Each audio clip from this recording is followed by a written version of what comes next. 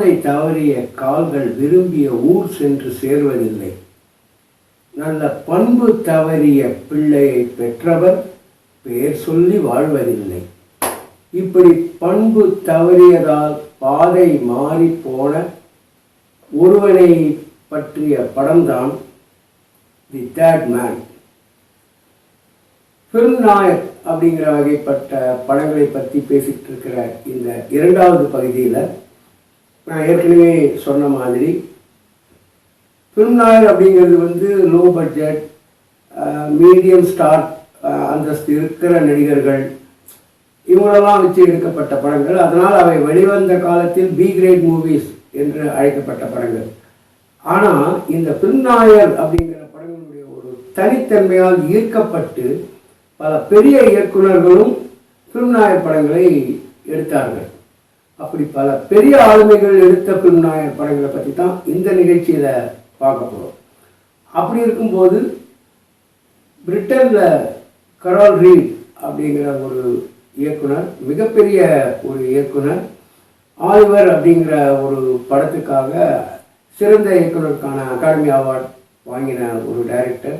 ஏற்கனவே தன்னுடைய கேரியர் அப்படின்னு எடுத்துக்கிட்டாக்க அதில் ஒரு 30 படங்களுக்கு மேலே இயக்கியவர். ஒரு வெற்றிகரமான, அதே சமயம் கமர்ஷியல் அப்படிங்கிற அந்த வட்டத்துக்குள்ளே சிக்காமல் கொஞ்சம் தரமான படங்களை இயக்கியதால் இன்று வரை இந்த ஆர்ட் ஃபிலிம் என்று சொல்லக்கூடிய படங்களை ரசிக்கிறவர்கள், ஃபிலிம் சொசைட்டிஸ், திரைப்பட கல்லூரி மாணவர்கள், இந்த மாதிரி வட்டங்களில் மிகவும் மரியாதைக்குரிய, மிகவும் பேசப்படுகிற ஒரு படம் இந்த third man.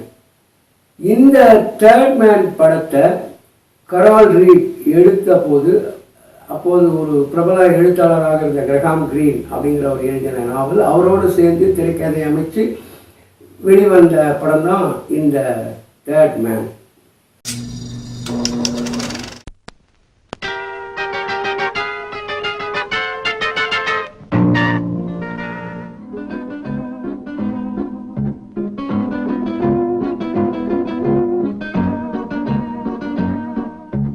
The third man, hated by 1,000 men, desired by one woman.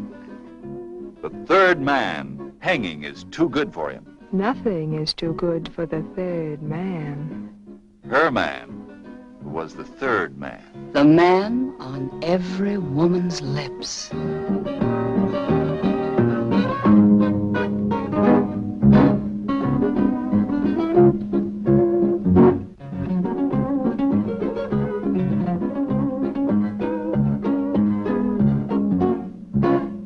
Vienna, 1950. A city fearful of its present, uncertain of its future. Vienna, the once gay capital of a light-hearted people. Here in the shadows of its palaces and ruins is told with tenderness, drama, and suspense the story of the third man. There was a third man there. I suppose that doesn't sound peculiar to you. I'm not interested in whether a racketeer like Lime was killed by his friends or by an accident. The only important thing is that he's dead. Third man, the story of 2 men and 1 woman caught in the dangerous web of an international love affair. Oh, please, for heaven's sake, stop making him in your image. Harry was real. He wasn't just your friend and my lover. No, I don't know. I'm just a hack writer who drinks too much and falls in love with girls. You? Me? Don't be such a fool, of course. The third man. Joseph Cotton in his most successful performance as an American caught in a whirlpool of continental intrigue. The glamorous Valley is the mysterious Viennese actress who knew the secret of the third man.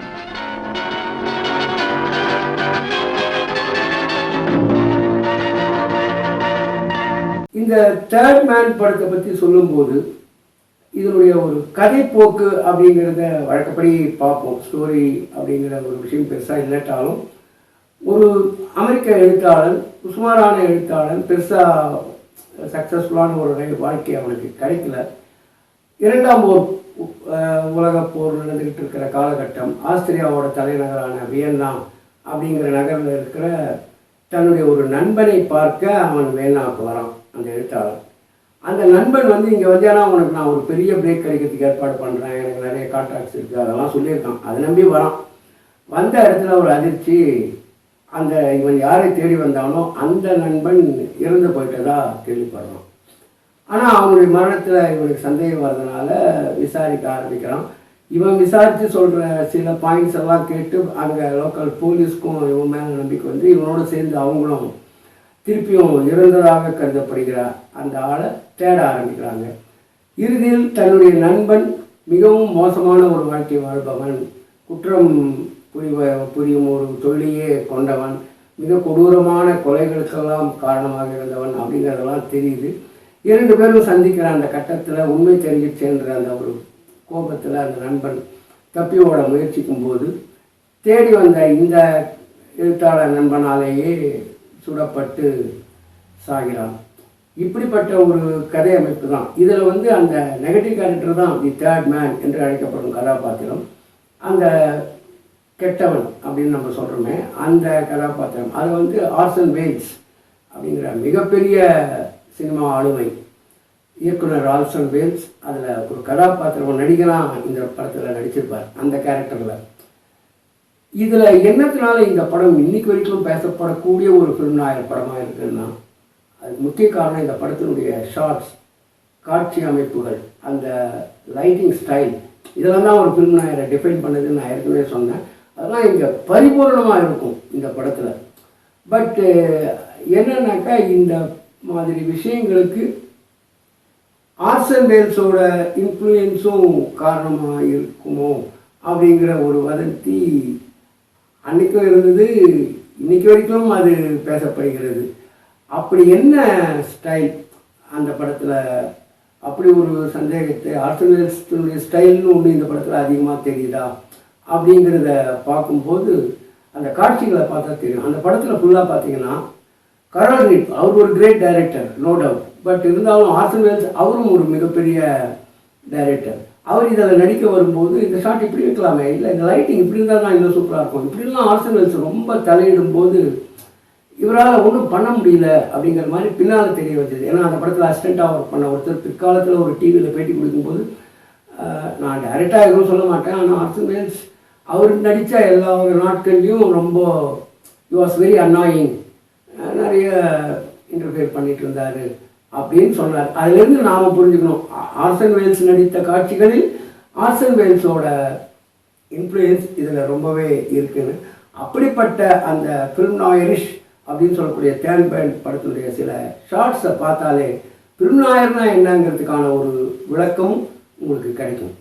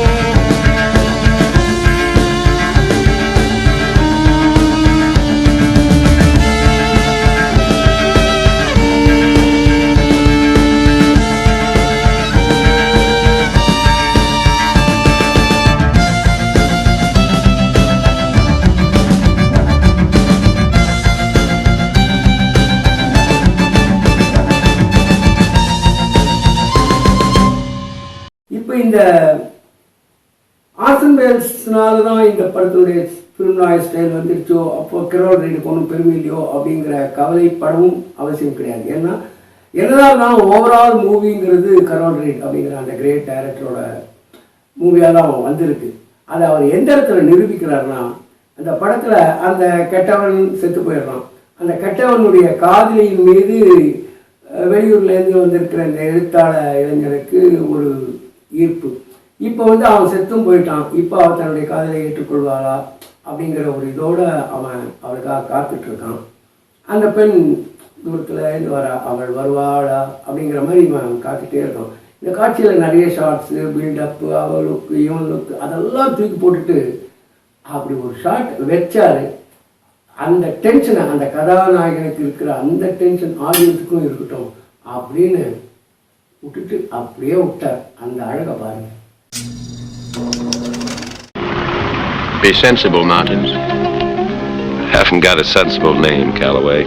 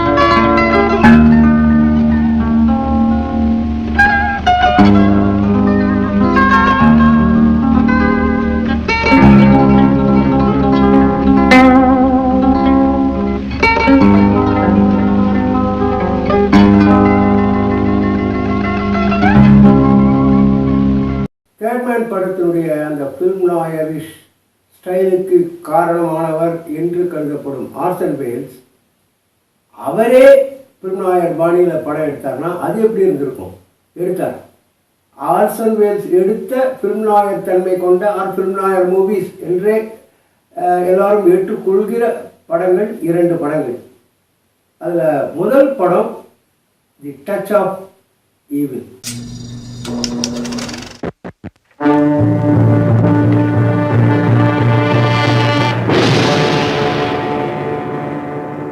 This was her wedding night. Where was the man she had married? Who were these hoodlums? Hold her legs.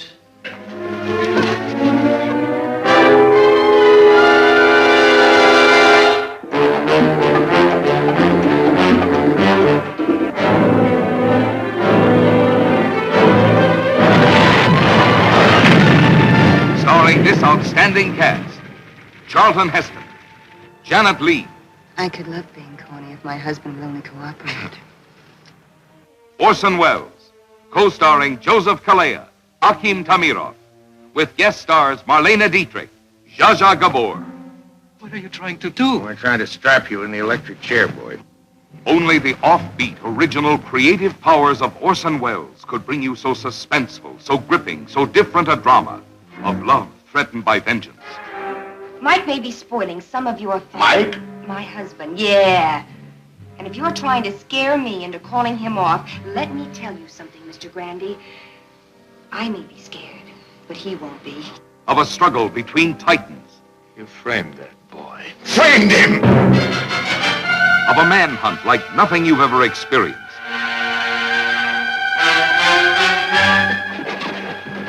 You're caught now. I'm a husband. What did you do with her? Where is my wife? My wife!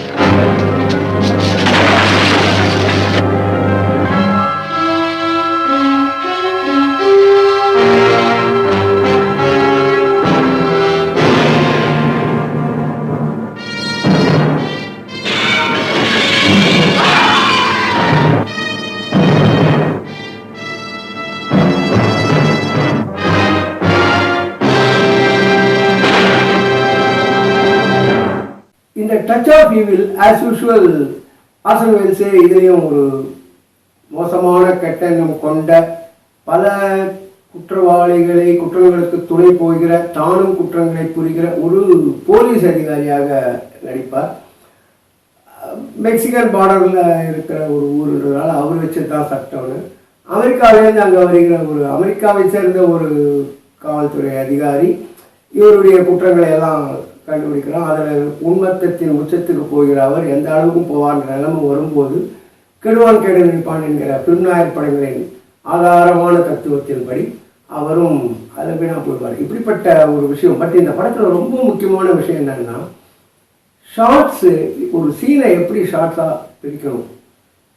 Screen பிளேங்கிறது வந்து order of events, சம்பவங்களின் வரிசை, சிறந்த வரிசை தான் சிறந்த screen play. அது மாதிரி direction அப்படிங்கிறது order of shorts.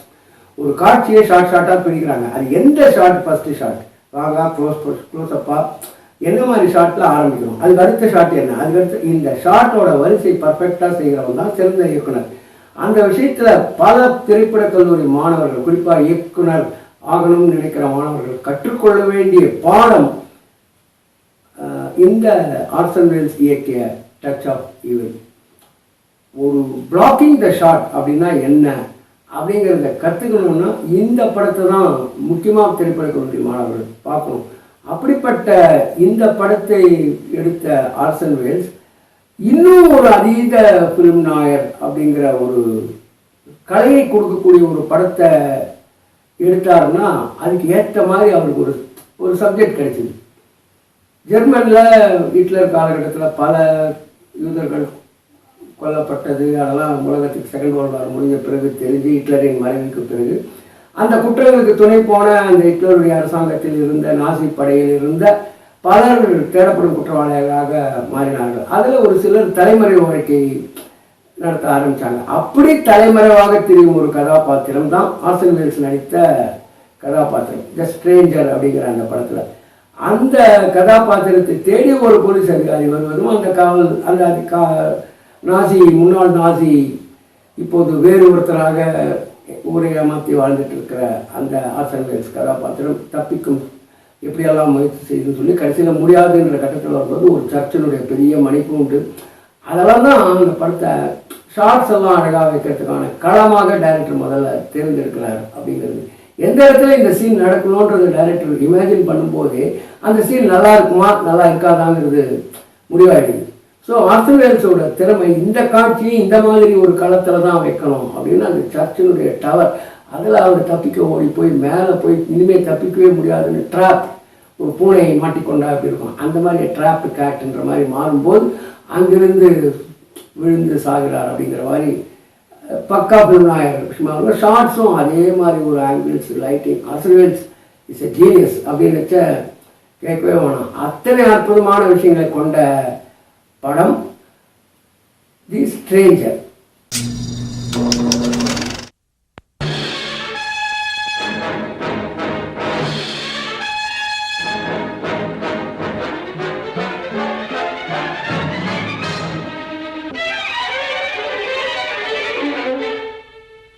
In failing to speak, you become a part of the crime. But I'm already a part of it. Because I'm a part of you.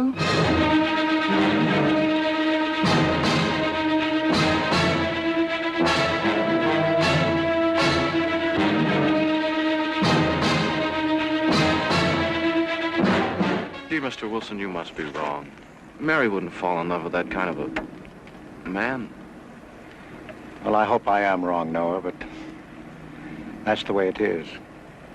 People can't help who they fall in love with.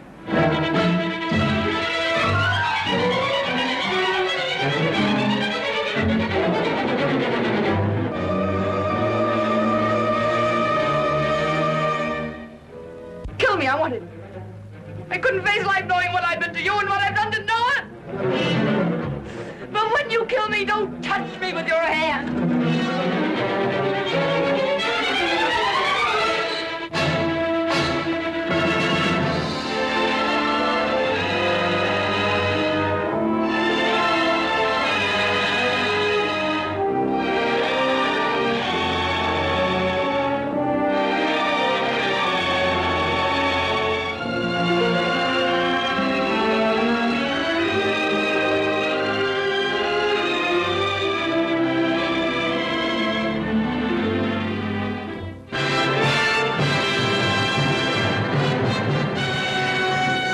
ஸ்ட்ரேஞ்சர்ங்கிற இந்த படம் எல்லா வகையிலையும் ஒரு film நாயகத்தன்மை கொண்டதாக இருந்தாலும் கமர்ஷியலாக மிகப்பெரிய வெற்றியை பெற்றாலும் இதில் என்ன ஜோக்குன்னா ஆர்சன் வேல்ஸ் இயக்கிய படங்களிலேயே அதிக வசூலை குவித்த படம் தி ஸ்ட்ரேஞ்சர். ஆனால் இந்த படம் தான் ஆர்சன் வேல்ஸ் அவர்கள் அப்படிங்கிற அந்த இயக்குனரை பொறுத்தவரை அவர் எடுத்த படங்களிலேயே அவருக்கு பிடிக்காத படம். சில சமயம் இப்படி ஆயிடுது. ஒரு நல்லா ரசித்து ஒரு படத்தை ஒரு டைரக்டர் எடுப்பார், ரசிகர்கள் கால வாரிடுவாங்க, என்னமோ சரியாகவே வரல அப்படின்னு பயந்துகிட்டே ரிலீஸ் பண்ணுவாங்க, அது பிச்சுக்கிட்டு ஓடுதுன்னுவாங்க. இந்த மர்மம் இன்று வரை யாராலும் அவிழ்க்க முடியாத ஒரு மர்மமாக தான் இருக்குது. ஸோ ஆர்சன் வேல்ஸும் ஸ்ட்ரேஞ்சர் படம் அவருக்கு பிடிக்கல, ஆனால் ஜனங்களுக்கு பிடிச்சது. அவருடைய படங்களிலேயே மிகப்பெரிய வெற்றி படமாகவும் அது ஆனது. இப்படி ஆர்சன் வேல்ஸ், கொரால் ரீட் இந்த வரிசையில் அடுத்து ஃபிலிம் நாயர் படங்களில் கை வைத்த ஒரு மிக முக்கியமான இயக்குனர் பில்லி வைல்டர். அமெரிக்க இயக்குனராக ஏற்கனவே ஒரு 60-70 படங்களுக்கு மேலே வெற்றிகரமான படங்களாகவே எடுத்திருக்காரு. ஒரு மிக நீண்ட கேரியர், மிக சிறந்த பல படங்கள். அவரை பற்றியே ஒரு தனி எபிசோடில் பேசலான்னு இருக்கேன். அந்த அளவுக்கு எனக்கு பிடிச்ச ஒரு டைரக்டர். அந்த டைரக்டருடைய மிக முக்கியமான 2 ஃபிலிம் நாயர் படங்கள் இங்கே நாம் பேச வேண்டிய படங்களாக மாறுது. முதல் படம் the double இண்டெம்னிட்டி.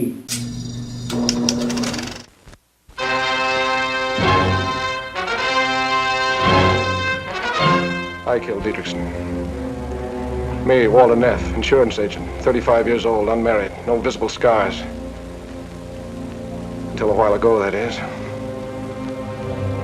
Yeah, I killed him. I killed him for money and for a woman. It all began last May. I was thinking about that dame upstairs and the way she had looked at me. And I wanted to see her again, close, without that silly staircase between us. How could I have known that murder can sometimes smell like honeysuckle? I can't stand it anymore. What if they do hang me? They're not going to hang you, baby. It's better than going on this way. They're not going to hang you. Because you're going to do it and I'm going to help you. Yes, from the moment they met, it was murder. But always behind them, with his devilish hunches and his brilliant brain, was Keyes.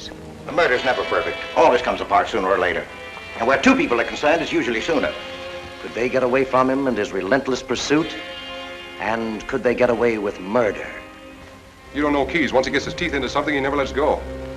He'll investigate you. He'll have you shadowed. He'll watch you every minute from now on. You afraid, baby?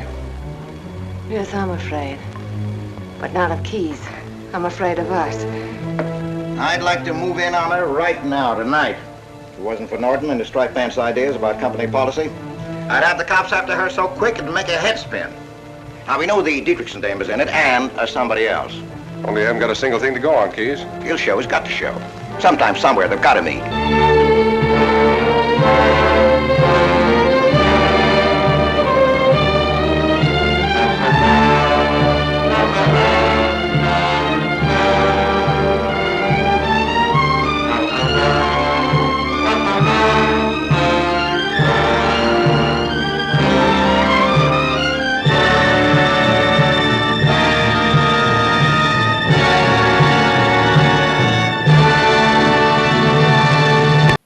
Double இண்டெம்னிட்டியும் as usual வழக்கமான film noir படங்களுடைய தன்மைக்கு ஏற்ப ஒரு insurance அதிகாரி, ஒரு இளைஞன், அவன் ஆக்சிடெண்ட் இன்சூரன்ஸை ப்ரமோட் பண்ணுறதுக்காக ஒரு வீடு வீடாக கேன்வாஸ் பண்ண போகும்போது ஒரு வீட்டில் இருக்கிற ஒரு வயதான தொழிலதிபரின் இளம் மனைவியோட பரிச்சயம் ஏற்பட்டு அவள் மீது ஒரு ஈர்ப்பு ஏற்பட்டு அவளை பார்த்த உடனே ஃப்ளாட்டாக இருக்குது. அந்த பைத்தியக்காரத்தனம் தான்.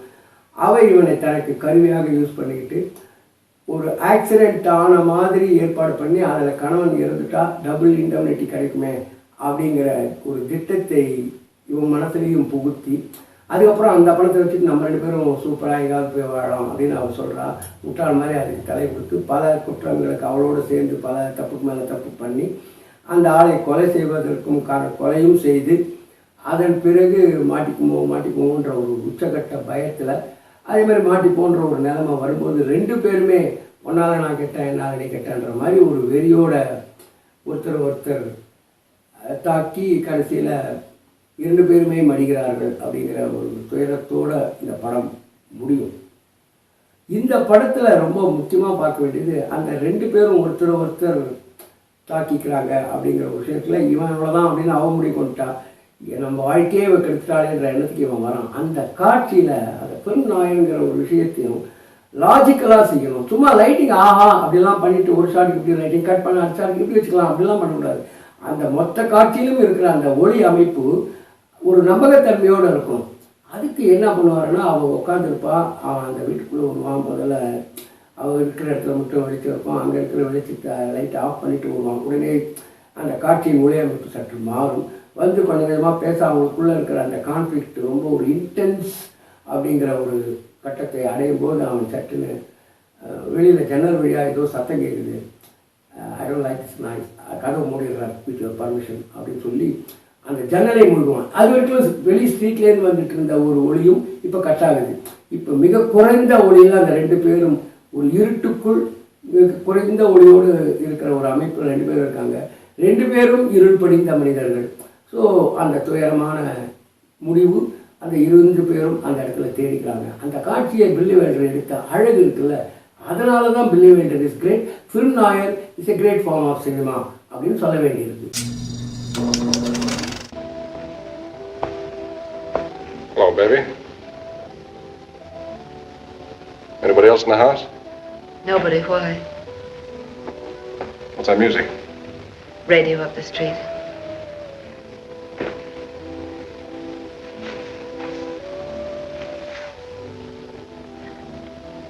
Just like the first time I came here, isn't it? We were talking about automobile insurance. Only you were thinking about murder. I was thinking about that anklet. And what are you thinking about now? I'm all through thinking, baby. I just came to say goodbye. Goodbye?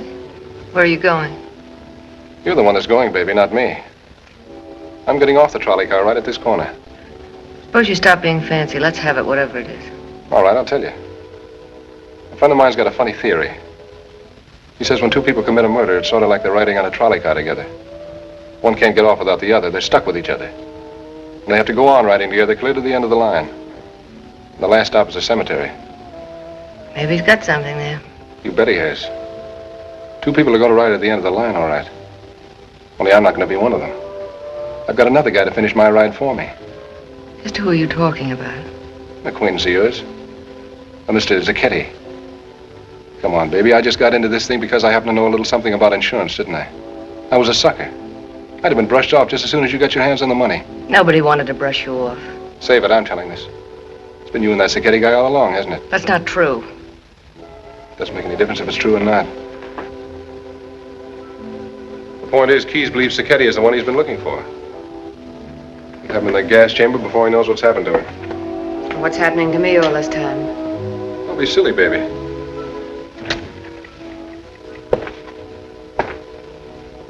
What do you think's going to happen to you? You helped him do the murder, didn't you? That's what Keyes thinks, and what's good enough for Keyes is good enough for me. Maybe it's not good enough for me, Walter. Maybe I don't go for the idea. Maybe I'd rather talk. Sometimes people are where they can't talk. Under 6 feet of dirt, maybe. And if it was you, they'd charge that up to Zacchetti, too, wouldn't they? Sure they would. And that's just what's going to happen, baby. Because he's coming here tonight in about 15 minutes. With the cops right behind him. It's all taken care of. That would make everything lovely for you, wouldn't it? Right. It's got to be done before that suit of yours comes to trial. And Lola gets a chance to sound off. Before they trip you up in the stand and you start to go in and drag me down with you. Maybe I had Zacchetti here so they won't get a chance to trip me up, so we can get the money and be together. That's cute. We're both rotten. Only you're a little more rotten. You got me to take care of your husband for you. And then you get Zacchetti to take care of Lola. Maybe take care of me, too. Then somebody else would have come along to take care of Zacchetti for you. That's the way you operate, isn't it, baby? Suppose it is. Is what you've got cooked up for tonight any better? I don't like that music anymore. Mind if I close the window?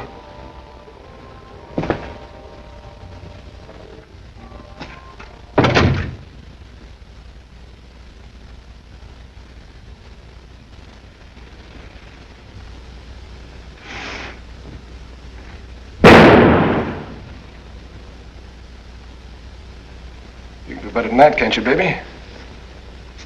Better try it again. Maybe if I came a little closer.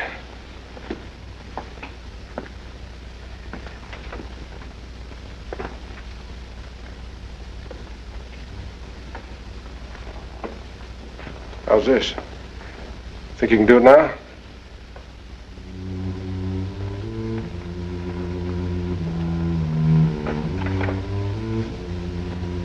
Why didn't you shoot again, baby?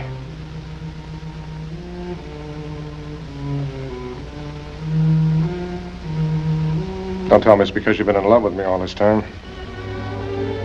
No, I never loved you, Walter, not you or anybody else. I'm rotten to the heart. I used you just as you said. That's all you ever meant to me. Until a minute ago, when I couldn't fire that second shot. I never thought that could happen to me. Sorry, baby, I'm not buying. I'm not asking you to buy. Just hold me close.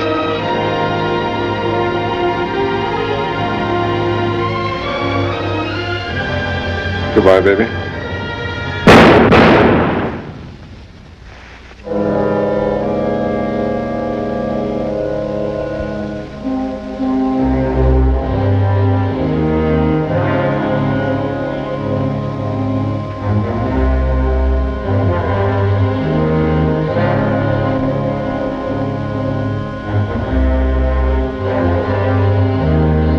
இந்த பில்லி welder film Nair அப்படின்னு சொன்னோடனே நிறைய பேர் வாயில புழங்குற ஒரு படமான அடுத்த leaf giant லீப்ன்ற மாதிரி எடுத்த படம் தான் sunset boulevard.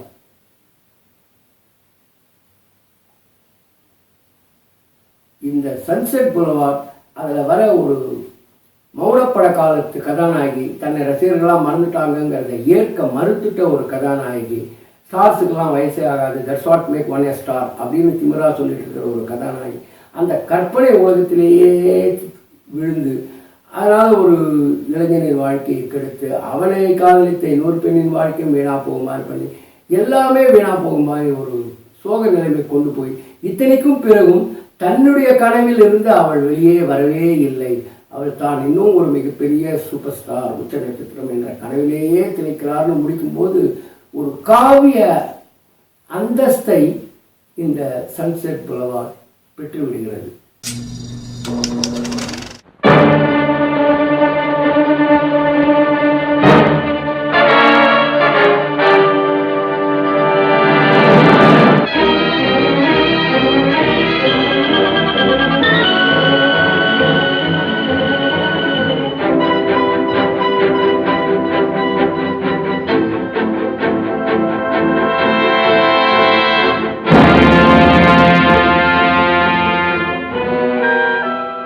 Harper speaking.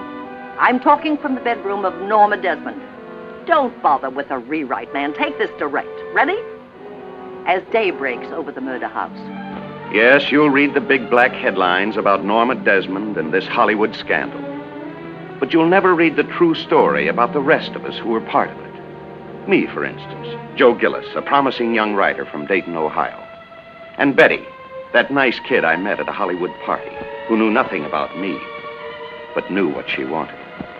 Don't you love Artie? Of course I love him. I always will. I'm just not in love with him anymore. What happened? You did? Well, we should have lived happily ever after, like they do in the movies. But this was different, because this is a Hollywood story about the people who make the movies. The little ones that you never hear of, like Betty and me. The great ones like Cecil B. DeMille. All those who knew Norma Desmond, a strange woman who left her mark on all of us who crossed her path. Has it ever occurred to you that I may have a life of my own, that there may be some girl that I'm crazy about? Who? Some car hop or dress extra? What I'm trying to say is that I'm all wrong for you. You want a Valentino, somebody with polo ponies, a big shot. What you're trying to say is you don't want me to love you. Say it. Say it. Gloria Swanson, one of the great personalities of this generation in a role that comes to an actress once in a lifetime. Rising to the heights, William Holden creates a startling portrayal. And a new star is born in Sunset Boulevard, Miss Nancy Olson. Joe? Where are you? What's this all about? Why don't you come out and see for yourself? The address is 10,086 Sunset Boulevard. Yes, come out to see for yourself the film that reaches a new milestone of dramatic daring. The film that every critic says is a giant among motion pictures.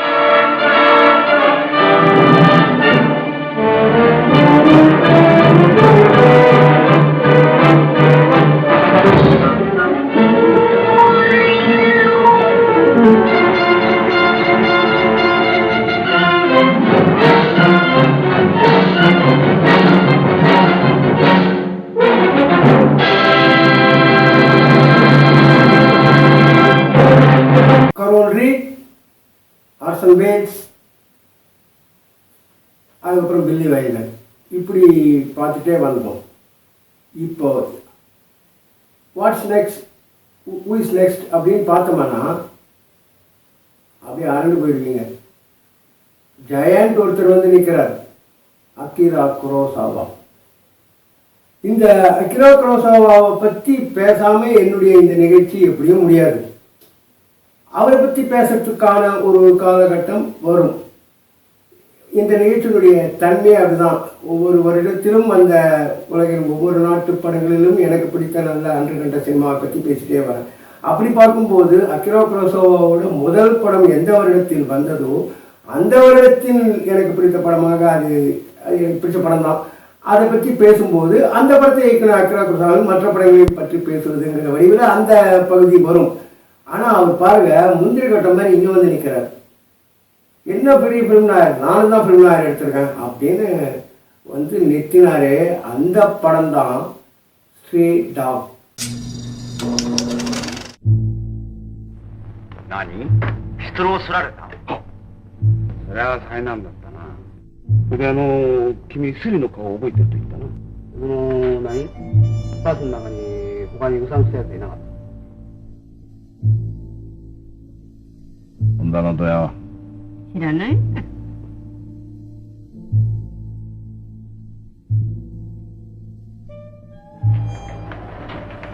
ちゃん最後に会ったのはいつだ？土曜日11日の晩です。ベロベロに酔っ払って帰りました。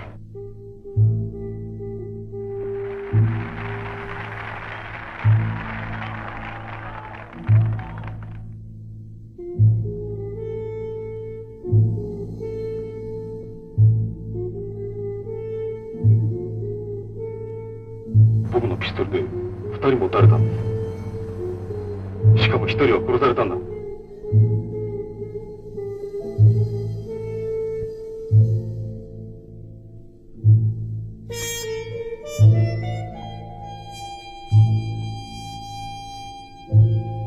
今日も眠れない。雨の音の中からあのスケネコの声が聞こえるような気がする。雨の中で幕張ついてきたあいつ、どうせ苦しんで死ぬんだ。どうも殺してやれと思って。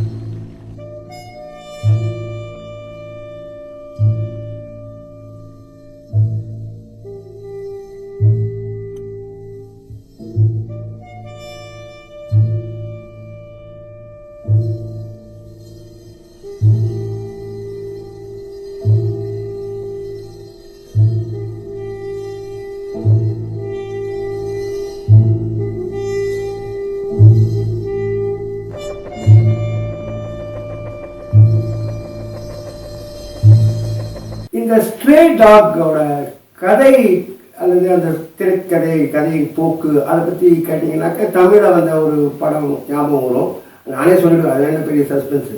ஒரு போலீஸ்காரன் அவங்க கையில் இருக்கிற துப்பாக்கியை தவற விட்டுறான். எவனோ அந்த பிக் பாக்கெட் அடிச்சுன்னு போயிடுறான். போலீஸ் டிபார்ட்மெண்ட்டில் துப்பாக்கிங்கிறது அவ்வளோ முக்கியமான விஷயம். அது காணாமல் போச்சுன்னா அந்த துப்பாக்கி வச்சு எவனாவது ஒருத்தர் 4 பேரை போட்டு தட்டு போயிட்டே இருந்தானா எவ்வளோ பெரிய அசிங்க டிபார்ட்மெண்ட்டுக்கு. அதனால் அந்த துப்பாக்கி உடனே எப்படியாவது கண்டுபிடிக்கணுன்ற ஒரு பதட்டத்தில் அவன் இருக்கான். அதை தேடி போகும்போது அவன் பல குற்றங்கள், அதுக்குள்ள குற்றங்கள் நடக்க ஆரம்பிக்குது. ஒவ்வொன்றும் அதே துப்பாக்கியால் செய்யப்பட்டதுன்ற ஒரு சந்தேகம் வேறு வருது. ஒரு வழியாக பதட்டத்தில் தேடி தேடி தேடி எல்லா கதைகளையும் போல கடைசியில் குற்றவாளியை அவன் பிடிச்சிடுறான். பிடிச்சதுக்கு பிறகு ஒரு வழியாக அந்த படம் நல்லா முடியுது. இதுதான் தமிழில் வந்து ஐ திங்க் 8 தோட்டாக்கள்னு நினைக்கிறேன். அதில் இதே இதை வச்சு தான் எடுத்திருந்தாங்க. ரொம்ப மனசு கஷ்டமாக இருந்தது, சரியாகவே எடுக்கலையேட்டு. ஆனால் அந்த படம் நான் ரொம்ப ரசித்து பார்த்தேன். அதுக்கு காரணம் எம்எஸ் பாஸ்கர் அப்படிங்கிற ஒரு நடிகருடைய அவ்வளோ அற்புதமான நடிப்பு. பொதுவாக இந்த படம் அந்த போலீஸ் கதாபாத்திரத்தின் தோளில் சுமக்கப்பட வேண்டிய படம். தமிழில் வந்த வருஷன் வந்து எம்எஸ் பாஸ்கரின் தோள்களில் சுமக்கப்பட்டது. சரி, அதை விடுங்க. இந்த ஸ்ட்ரே டாக் படத்தில் குரோசாவா இப்போது மட்டும் அந்த படம் பண்ணல. ஒரு பிளாக் அண்ட் ஒயிட் அவுட்டோரில் இன்டோர் லைட்டிங்கில் விளையாடுறதுங்கிறத மற்றவங்கலாம் பண்ணாங்க. இவர் சன்லைட்டை நம்பி ஜஸ்ட் அவுட்டோரில் ஒரு காட்சியை எடுத்திருப்பார். அந்த குற்றவாளி தப்பித்து ஓட பார்க்குறான், அந்த போலீஸ்காரன் அவனை துரத்துறான், அந்த 2 பேருக்கும் நடுவில் நடக்கிற அந்த கான்ஃபரன்டேஷன் மோதல், அதனுடைய இறுதியில் அவனை ஒரு வழியாக பிடிச்சி அவன் கையில் விலங்கம் போட்டுடுறான். இந்த கட்டத்தில் 2 பேருமே டயர்ட் ஆகிட்டாங்க. ஹீரோ ஜெயிச்சாலும் வில்லன் ஜெயிச்சாலும் வலி 2 பேருக்கும் தானே. அந்த மாதிரி மூச்சு பேச்சு இல்லாமல் 2 பேரும் தரையில் அப்பாடான்னு ஊந்து கிடப்பாங்க கொஞ்ச நேரம். அந்த டைமில் வளர்ந்து விட்ட பிறகு இப்படித்தான் கெட்டவர்களும் நல்லவர்களுமாக நாமும் வாழ்வோமோ அப்படிங்கிறத பற்றின எந்த சிந்தனையும் இல்லாத கள்ளமற்ற இளம் குழந்தைகள் சற்று தொலைவில் சந்தோஷமாக பாட்டு பாடிட்டு போவாங்க. அந்த சந்தோஷத்துக்கும் இந்த துன்பியலுக்கும் இடையே கலந்தது தான் வாழ்க்கைங்கிற அந்த அபத்தம் ஒரு கவி நயத்தோட குரோசாவா கொண்டு வரதுனால தான் அகிரா குரோசாவா அப்படின்னு நாம் கொண்டாடுறோம். அந்த காட்சி தான் இந்த படத்தில் என்னை பொறுத்த வரைக்கும் ரொம்ப ஒரு அற்புதமான ஒரு காட்சி.